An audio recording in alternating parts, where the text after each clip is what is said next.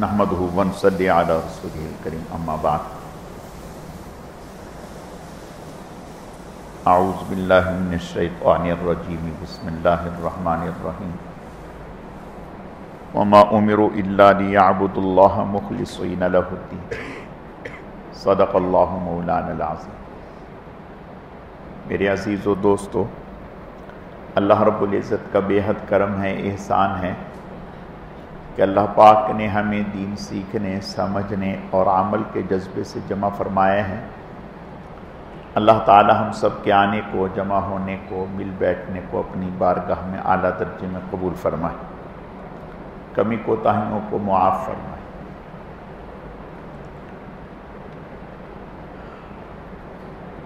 اللہ رب العزت کے ہاں آپ صلی اللہ علیہ وسلم کا ارشاد ہے، ان اللہ لا ينظر الى صورکم واموالکم ولکن ينظر الى قلوبکم واعمالکم۔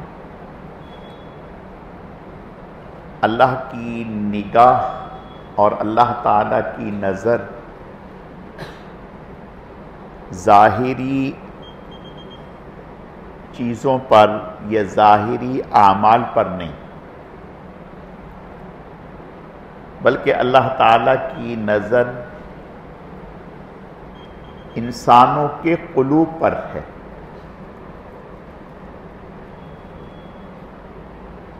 ظاہراً بعض دفعہ کوئی عمل ہمیں بہت بڑا نظر آتا ہے، بڑا پھیلا ہوا نظر آتا ہے، لیکن اللہ تعالیٰ کے ہاں اس کی حیثیت مچھر کے پر کے برابر بھی نہیں۔ اس لیے کہ اللہ تعالیٰ کی نگاہ ظاہری پھیلاؤ پر نہیں ہے، بلکہ اللہ تعالیٰ کی نظر اخلاص پر ہے، جسے اللہ نے قرآن میں دوسری جگہ بھی ذکر فرمایا، لن ینال اللہ لحومها ولا دماؤها ولکن ینالہ التقوی منکم، کہ اللہ تعالیٰ کے سامنے اور اللہ کے پاس نہ خون پہنچتے ہیں نہ کچھ اور پہنچتے ہیں، اللہ کے ہاں تقوی پہنچتے ہیں، اخلاص پہنچتے ہیں۔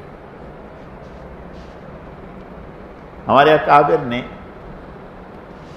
بغیر اخلاص کے مثال دی ہے کہ ایسے ہی ہے جیسے کوئی آدمی کسی بیماری سے پھول جائے، یعنی کسی بیماری کی وجہ سے اس کے ہاتھ پھول جائیں، اس کے جسم پر ورم آ جائے، موٹاپا آ جائے، تو دیکھنے والا سمجھتا ہے کہ یہ بہت موٹا ہے، بہت تندرست ہے، بہت صحت مند ہے، دیکھنے میں بڑا صحت مند، تندرست، طاقتور نظر آتا ہے، لیکن حقیقت میں ہوتا نہیں، یہ بیماری کی وجہ سے۔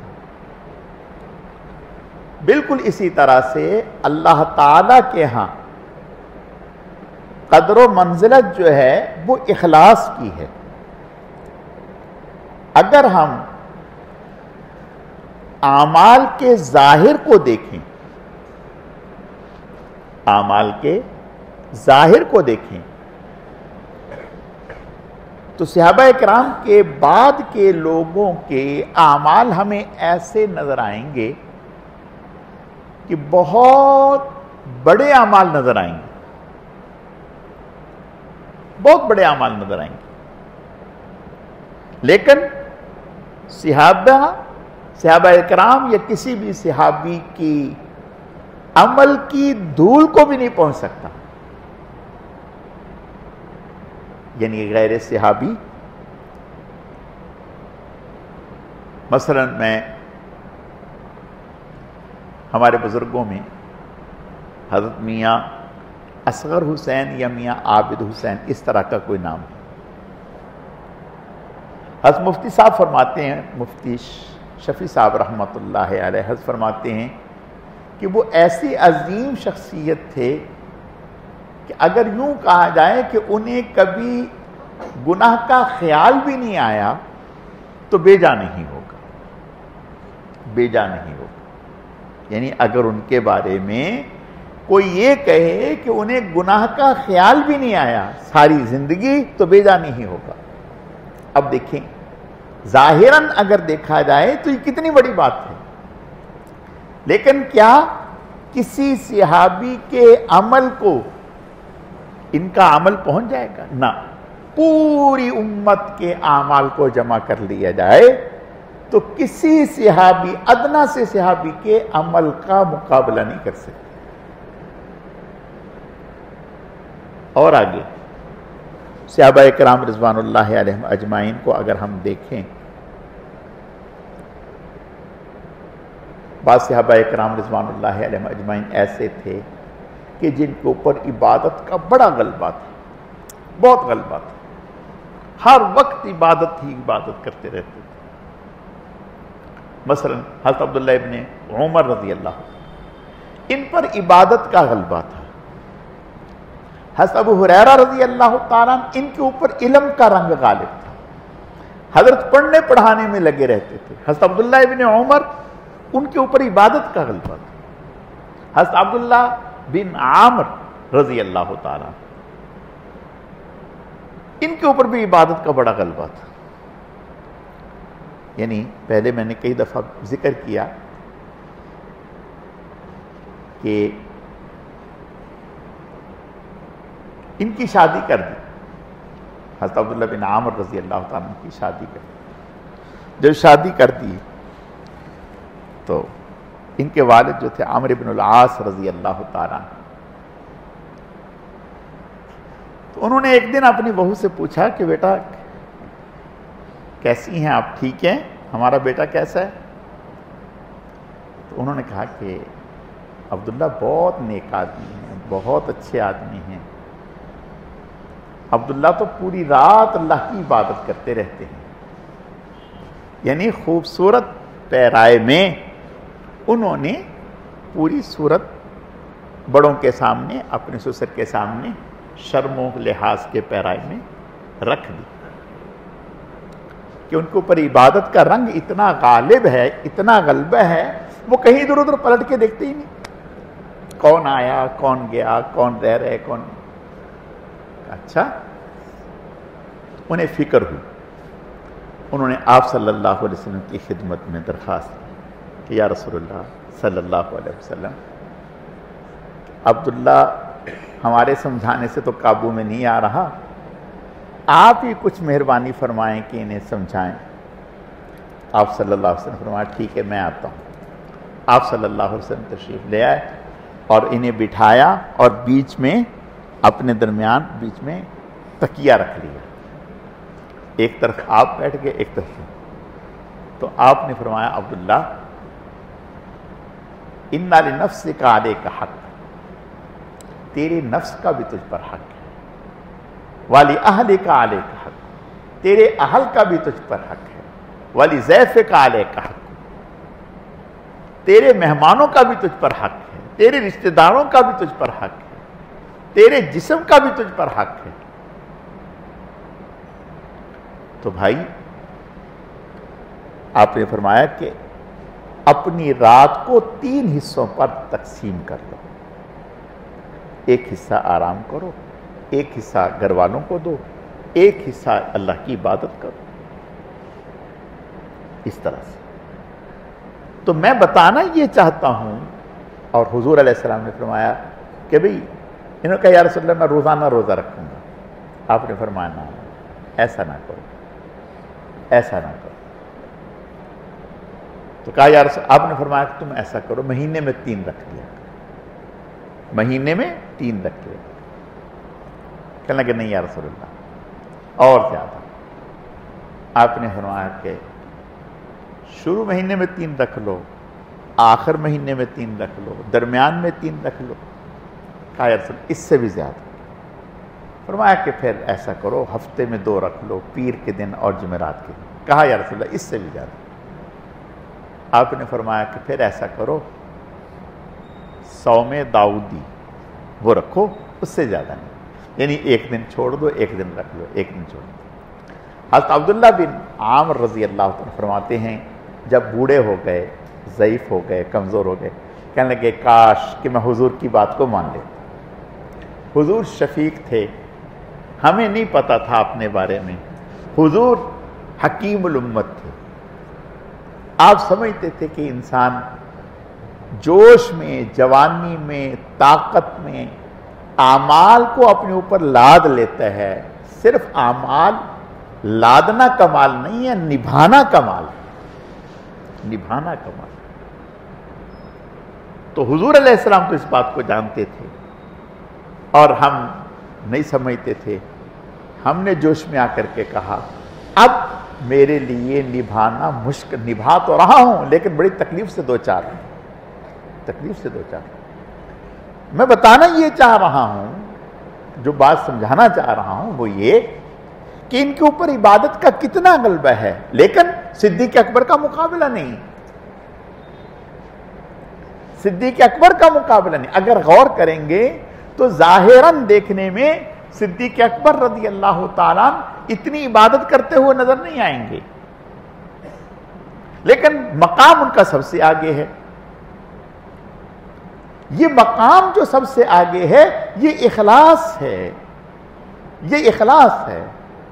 جس قدر اللہ اور اس کے رسول کی محبت دل میں زیادہ رچی بسی ہوگی اسی قدر مقام آگے زیادہ بڑھے گا۔ اور یہ اللہ اور اس کے رسول کی محبت، اخلاص جس قدر زیادہ ہوگا اللہ اور اس کے رسول کی محبت زیادہ ہوگی۔ اسی وجہ سے حضور علیہ السلام نے یہ بات ارشاد فرمائی، فرمایا کہ میرا صحابی ایک مٹھی جو اللہ کے راستے میں خرچ کر دے اور بعد میں آنے والا احد پہاڑ کے برابر سونا خرچ کر دے، فرمایا میرے صحابی کے ایک مٹھی جو اللہ کے راستے میں جو خرچ کیے ہیں ان کا مقابلہ نہیں کر سکتے، ان کا مقابلہ نہیں کر سکتے۔ تو پتہ چلا اللہ تعالیٰ کے ہاں مقام اخلاص کا ہے، اخلاص کا۔ حضرت عبداللہ ابن مسعود رضی اللہ تعالیٰ وہ فرماتے ہیں کہ اگر مجھے یہ پتہ چل جائے کہ میری 2 رکعتیں قبول ہو گئیں اللہ کے مقابلے میں،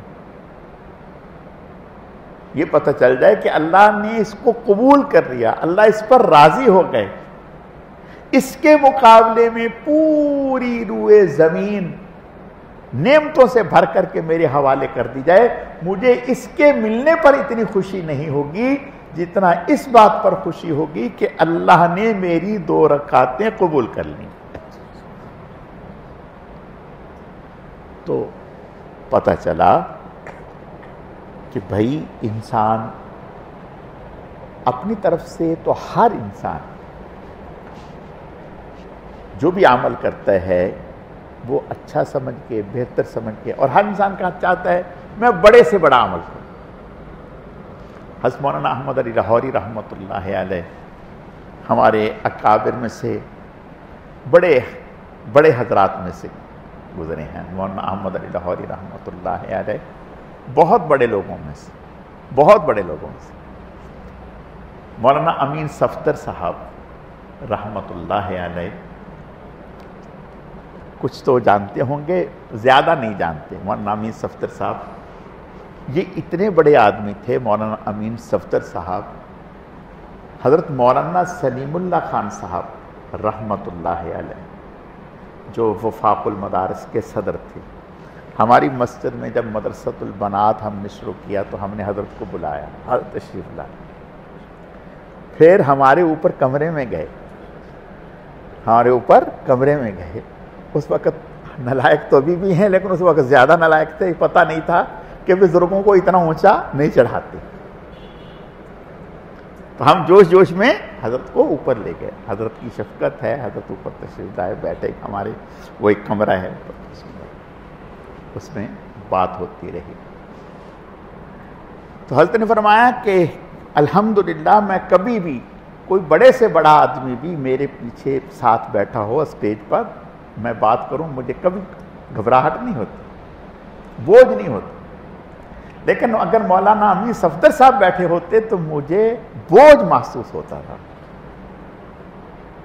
بوجھ محسوس ہوتا تھا۔ مولانا امین صفدر اگر پیچھے بیٹھے ہو، غیر مقلد ان کو کہتے ہیں ماسٹر جی، وہ مولانا بھی کہنا پسند نہیں کرتے، کہتے ہیں ماسٹر جی، یہ تو ماسٹر ہے ماسٹر۔ اور وہ کہتے تھے کہ تم ماسٹر کا مقابلہ نہیں کر سکتے، مولوی کا مقابلہ کیا کرو گے؟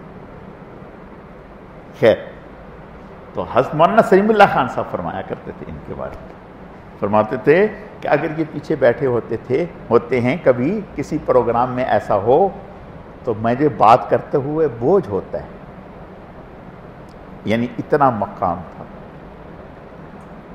پوری بخاری میں اگر آپ پوچھیں کسی راوی کا نام لے کر کہ یہ راوی بخاری میں ہے، وہ کہتے تھے بخاری میں چھوڑیں، پورے ذخیرہ احادیث میں اس نام کے راوی اتنے ہیں جن کے والد کا نام یہ ہے، جن کا اپنا نام یہ ہے، یا بتا دیتے تھے کہ اس نام کا راوی کوئی ہے یا نہیں ہے تو کتنے ہیں۔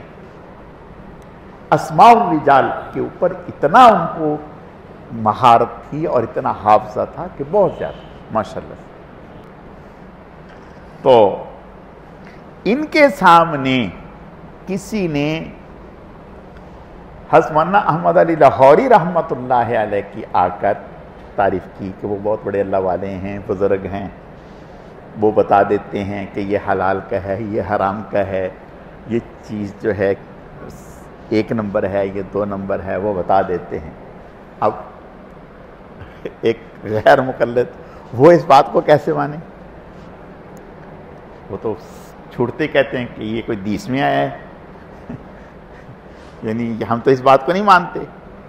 خیر، اب یہ ماسٹر تھے تو انہوں نے چند ایک، یہ بات جو میں کہہ رہا ہوں یہ محض سنی سنائی نہیں، حضرت کی کتابوں میں لکھا ہوا، حضرت نے واقعہ اپنا کتابوں میں لکھا ہے کہ ہم کیسے پلٹے۔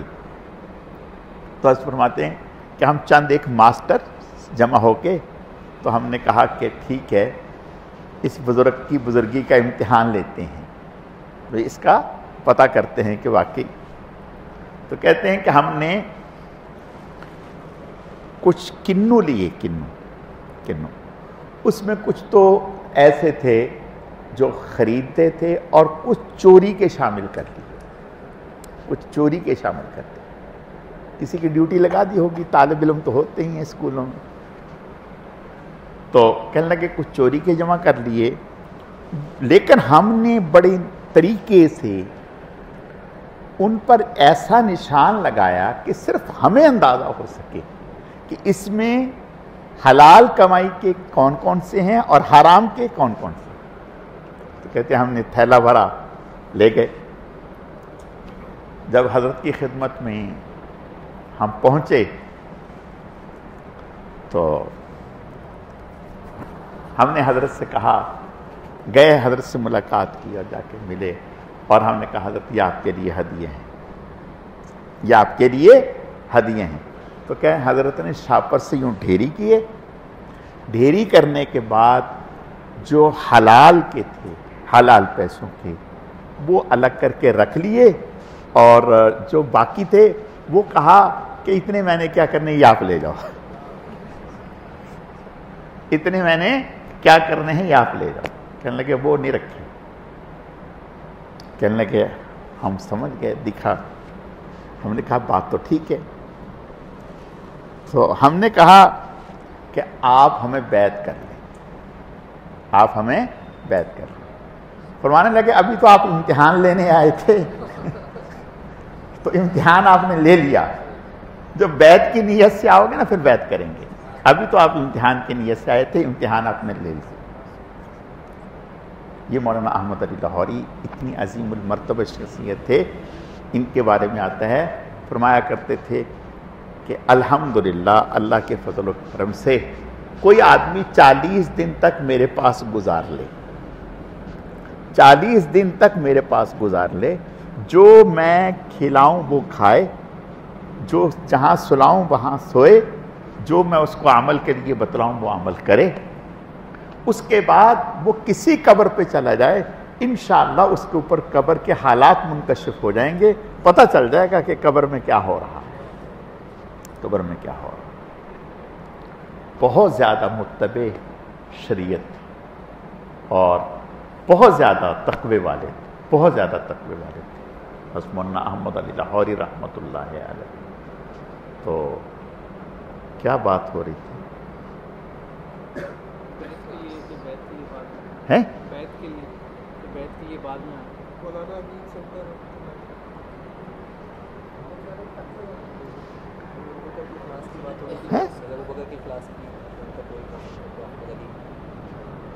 جی، اخلاص کے اوپر بات چل رہی تھی، اخلاص کے اوپر بات چل رہی تھی کہ یعنی میں بتانا یہ چاہ رہا تھا کہ حضرت مولانا احمد علی لاہوری رحمۃ اللہ علیہ، اب مجھے یاد نہیں کہ میں نے بات کو کیا بتانا چاہ رہا تھا، بھول گیا، ذہن سے نکل گیا، اللہ تعالیٰ معاف فرمائے۔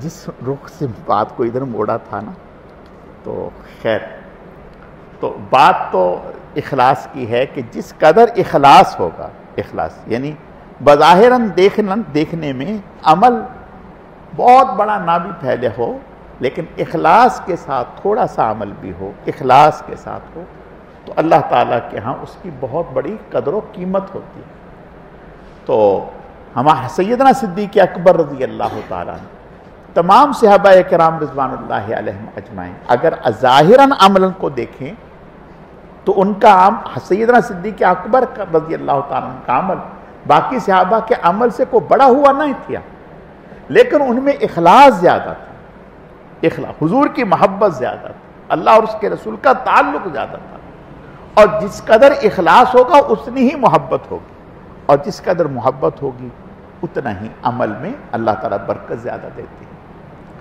تو حدیث میں بھی آتا ہے، آپ صلی اللہ علیہ وسلم کا ارشاد ہے، فرمایا علم بغیر عمل کے ہلاکت ہے، علم بغیر عمل کے ہلاکت ہے، اور عمل بغیر اخلاص کے ہلاکت ہے۔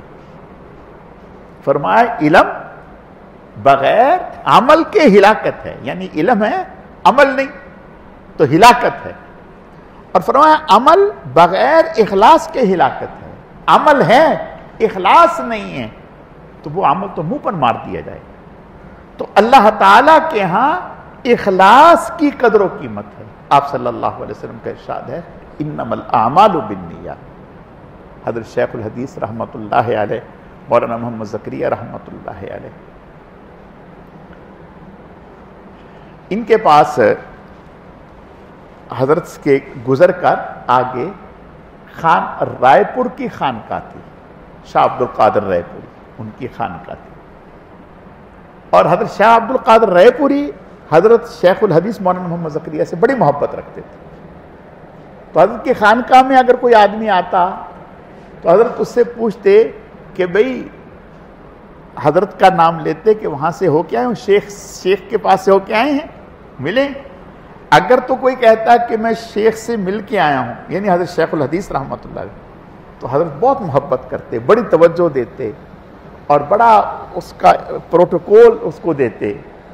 اور اگر کوئی کہتا کہ نہیں میں نہیں ملا، ایسے آ گیا، تو حضرت فرماتے ٹھیک ہے، کوئی زیادہ نہ پوچھتے اس سے۔ تو حضرت کی توجہ لینے کے لیے مولانا حبیب الرحمان احرار کے بڑے لیڈر تھے، تو یہ کہتے ہیں کہ میری کبھی بھی حضرت شیخ الحدیث سے بنی نہیں، میں سیاسی لیڈر آدمی تھا اور حضرت صوفی آدمی تھے، ہمارے آپس میں چلتا رہتا تھا، لیکن حضرت شاہ عبد القادر رائے پوری کی محبت لینے کے لیے میں مجبور تھا کہ میں ان کے پاس سے ہو کے جاؤں اور ہاتھ ملا کے جاؤں، تو بنتی میری تھی ہی نہیں ان سے۔ تو کہنے لگے ایک دفعہ میں نے جو حضرت کے خادم تھے ان سے کہا کہ میں شیخ سے کہیں حبیب الرحمان آیا ہے اور بس میں نے صرف ہاتھ ملانا ہے اور کچھ بھی نہیں، ہاتھ ملانا ہے اور آگے جانا ہے۔ تو وہ خادم نے آ کے کہا کہ حضرت غالباً اس وقت لکھنے لگے تھے، لکھ رہے تھے یا مطالعہ کر رہے تھے، تو خادم نے آ کر کے کہا کہ حضرت وہ اپنے حبیب الرحمان صاحب آئے ہیں، لیڈر صاحب، تو وہ ہاتھ ملانا چاہتے ہیں۔ تو اور وہ کہہ رہے ہیں کہ بس میں نے آگے جانا ہے. ہاں بلاؤ جلدی بلاؤ آئے. تو مولانا حبیب الرحمن صاحب نے کہا کہ شیخ صاحب یا مولوی صاحب بس ایک سوال میں نے آپ سے کرنا ہے, اس کا سوال جواب سوچ کے رکھیے گا, ابھی میرے جواب نہ دیجیے گا, جواب سوچ کے رکھیے گا, جب واپس آؤں گا تو پھر آپ سے جواب لوں گا. اور وہ سوال یہ ہے, تصوف کیا بلا ہے؟ تصوف کیا بلا ہے؟ تو یہ انہوں نے سوال کیا تو حضرت نے ہاتھ پکڑے کہا کہ نہیں, جواب بھی لیتے جاؤ, کون اتنا انتظار کرے گا, جواب بھی لیتے جاؤ. فرمایا کہ تصوف کا آغاز, نقطہ آغاز انما الاعمال بالنیات, اور اس کا اختتام ان تعبد اللہ کانک تراہ فإن لم تکن تراہ فإنہ یراک. یعنی نقطہ ہر عمل سے پہلے اپنی نیت کو خالص کرنا, اور اختتام اس پر کہ ہر عمل کے یہ ہو کہ مجھے اللہ دیکھ رہے ہیں, مجھے اللہ دیکھ رہے ہیں. تو کہنے لگے کہ میں نے کہا کہ بس, کہا تو بس اسی کے لیے سارے پیپر بیڑنے پڑتے ہیں, کہا اسی کے لیے سارے پیپر بیڑنے پڑتے ہیں. تو کہنے لگے میں حیران چونک گیا کہ میں نے تو سوچا تھا کہ حضرت یہ کہیں گے, میں یہ اعتراض کروں گا, حضرت یہ کہیں گے, تو حضرت نے 2 لفظوں میں بات ختم کر دی. اور اگر غور کریں گے تو یعنی پورے دین کا نچوڑ اور خلاصہ, حدیث جبرائیل ہماری کتابوں میں مشہور ہے. اس حدیث میں مل ایمان, ایمان کیا ہے, مل اسلام, اسلام کیا ہے, مل احسان, احسان کیا ہے, احسان کیا ہے. یعنی حضور علیہ السلام نے فرمایا کہ اس حدیث میں جبرائیل علیہ السلام آئے تھے تمہارے دین کی تعلیم دینے کے لیے. پورے دین کا نچوڑ احسان کو بتایا. اگر احسان نہیں ہے تو آپ میں, ہم میں دین کا رنگ نہیں آ سکتا, رنگ نہیں آ سکتا. اور دین کا رنگ کیا ہے کہ ہمارے ہر عمل سے پہلے ہماری نیت خالص ہو.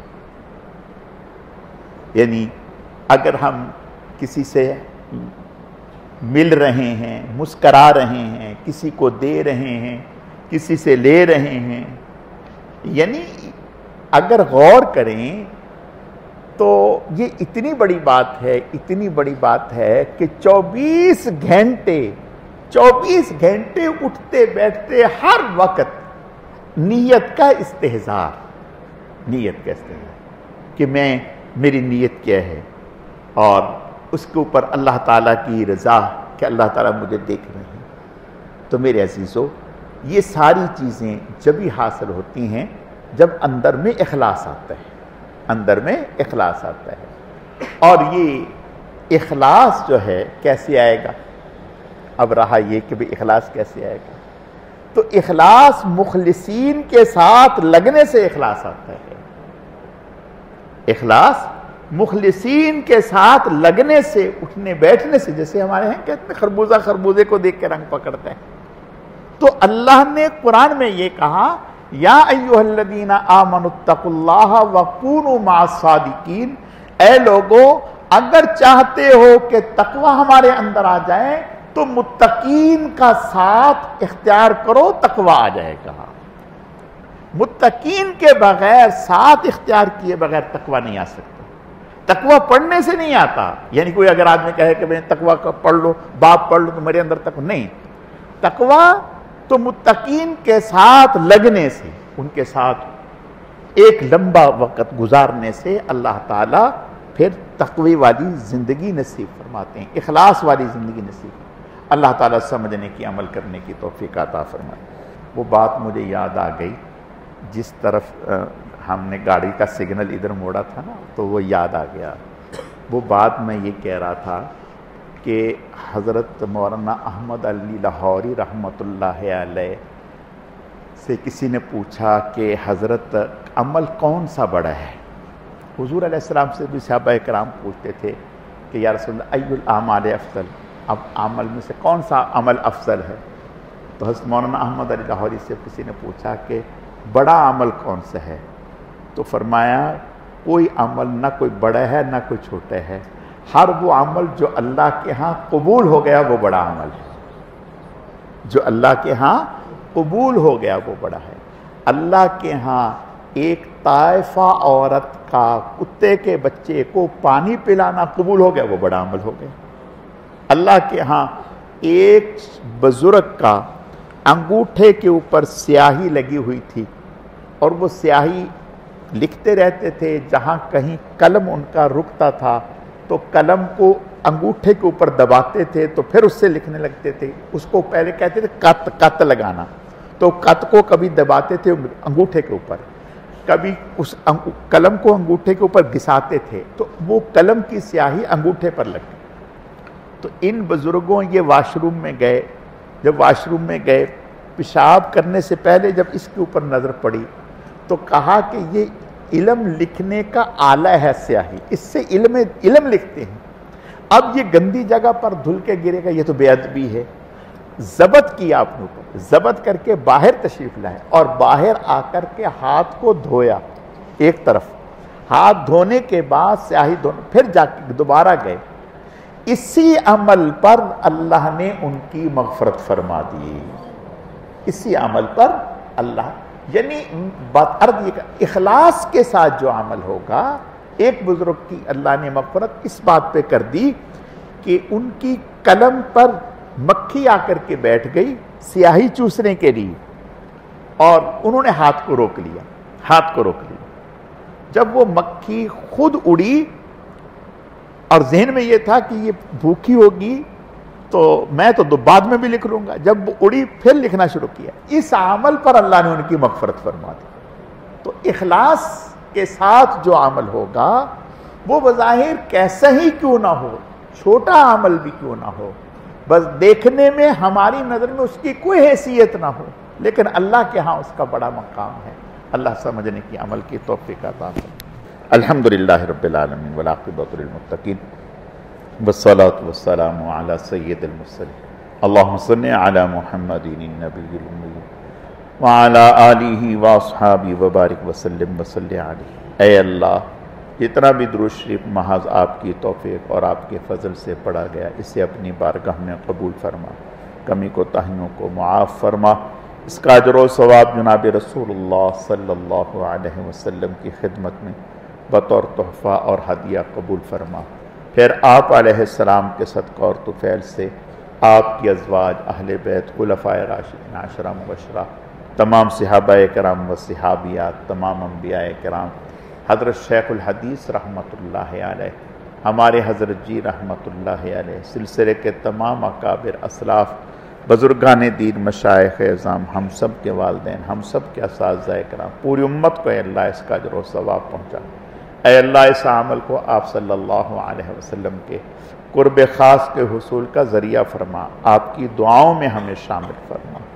یا اللہ پاک، بیماروں کو صحت و تندرستی عطا فرما، مسلمان مرحومین کی مغفرت فرما، اپنا پاک نام صحیح صحیح لینے کی توفیق نصیب فرما، اپنے پاک نام کی لذت، حقیقت، حلاوت، معرفت نصیب فرما، اپنا قرب اور تعلق نصیب فرما، ہر گھڑی ہر آن اپنی ذات عالی کا دھیان نصیب فرما، اخلاص نصیب فرما۔ یا اللہ پاک، فلسطین کے مظلوم مسلمانوں کی امداد فرما، انہیں مکمل فتح اور کامیابیوں سے ہمکنار فرما۔ سبحان ربک رب العزت عما یصفون وسلام علی المرسلین والحمد للہ رب العالمین برحمتک یا ارحم الراحمین۔